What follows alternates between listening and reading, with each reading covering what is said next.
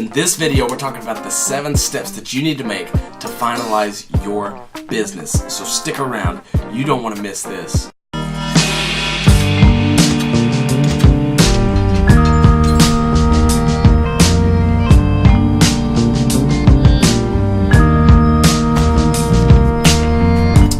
What's up, guys? I'm Brady Nichol, and on my channel you're going to hear tips and tricks for getting out of debt and building wealth, and for the entrepreneur how to grow a successful business, just like this video. This is part 4 of how to start a business, and we have 7 steps to finalize your business. So we're going to jump right into it, no messing around today. Step 1 is finding the right location. Are you going to be working from home, or are you going to be working from an office somewhere away from your home? You need to determine that, because it matters if you're going to be selling a product or manufacturing something, and that you need a big area or an area that doesn't clutter up your house to actually either sell the product or to make the product. You need a big space to do that. Some people are going to say that having a location, having an office, is critical to the success of your business. And some people say that it really doesn't matter. Personally, we don't have a location, an office for our business. This is my office. You're in my office right now. And so this is what I use to conduct all the business for my construction company. So it just depends on what type of business you have. If you're in retail or manufacturing, if you're making stuff or selling a product, you're going to need a location to sell those products. But if you're a service like I am, or if you're informational, if like this video, you can do it from home. You can do it from a home office. So you need to decide which one you are and what fits your business the best. All right, number 2. The branding. Branding is one of those things that are kind of misunderstood, because a lot of people, when they hear branding, they think, oh, that's just advertising, or that's just a cool logo. But branding's a lot more complex than that. You see, branding kind of meshes all the things that your business is about into one huge piece. It's like your marketing, your public relations, your business plan, your packaging, all these things come together and essentially is your brand. If a business does their branding right, it could really set them apart, and if it's very distinctive, it will really set them apart from other companies. If done right, branding makes the buyer believe that somehow your product is better than the competitor. So make your branding distinctive, make it stand out from the crowd. Number 3 is marketing your business. You have to market your business. And you need to market yourself the right way. And this is your plan of action. What you're going to sell, who you're going to sell it to, and how it's going to be done, how it's going to happen. And how you're going to generate leads that lead to sales. And this is why I suggest having specific focus, so that you can know who you're advertising to and what people to target for your product or service. So you can know where that you need to advertise. Are you going to do it online, or are you going to print? Is it going to be on a billboard? Is it going to be on the radio? What target audience are you looking for, and where are they? Find out where they are and send the advertisement to them so that they have the best opportunity to hear it and see it. Number 4 is selling. It doesn't matter what business you're in. If you're an entrepreneur of any kind, you're in sales.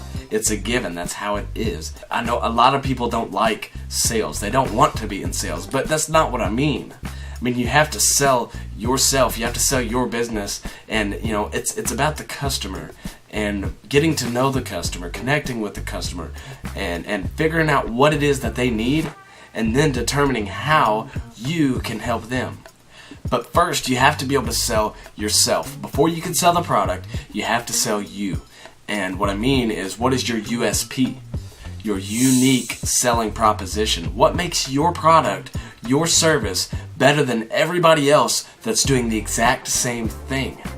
And when you find that, and when you believe in that, so will the customer, so will the client. And it'll keep them coming back every single time.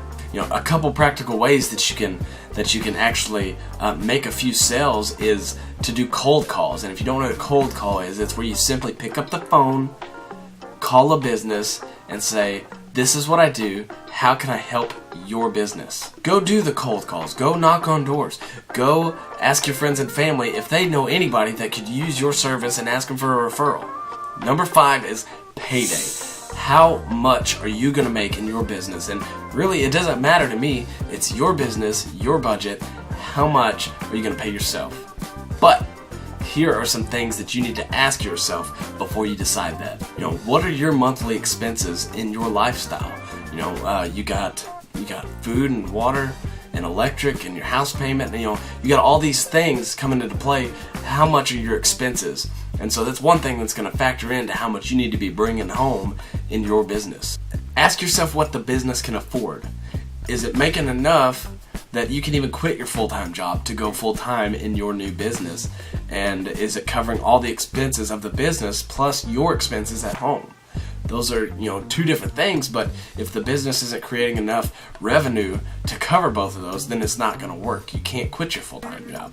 And so ask yourself what you're worth. What's the knowledge and the skills that you have worth to the marketplace? And so just some ways that you can figure this out is do an open market value analysis, which is you just look at other people that are doing the same thing you are in the marketplace and see how much that person is making. You can compare companies, look at the top people in the companies that are very similar to what you're doing and see what those guys are making, what they're bringing home. And so those are 2 ways that you can figure out maybe what you should be making, and that could be a goal to set for the future if it's not going to look like it's starting out making that much money. Now, number 6 is all about taxes, and I'll be the first one to say that I just don't know a whole lot about taxes. And so I'm recommending you go find a tax care professional and figure out what you need to do based on your business specifically. And you have to pay the IRS, guys. They will hound you. They're just vicious, but they will not call you. So if you ever get a phone call from the IRS, it's a scam. Do not pay it. Trust me.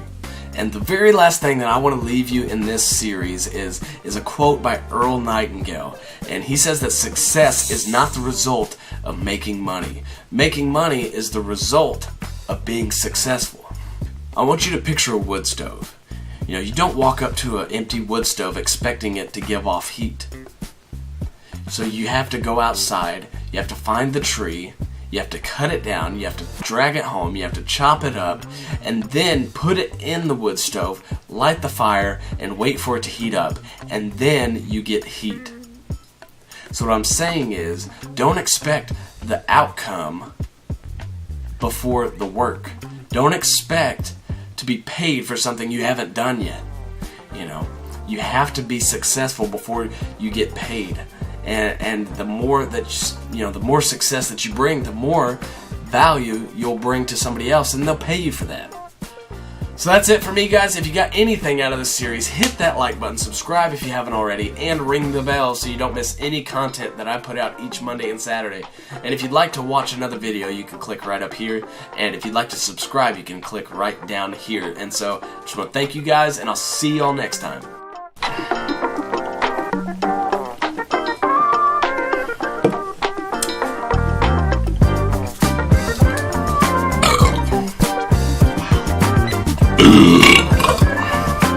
Brody. You need to decide this and determine that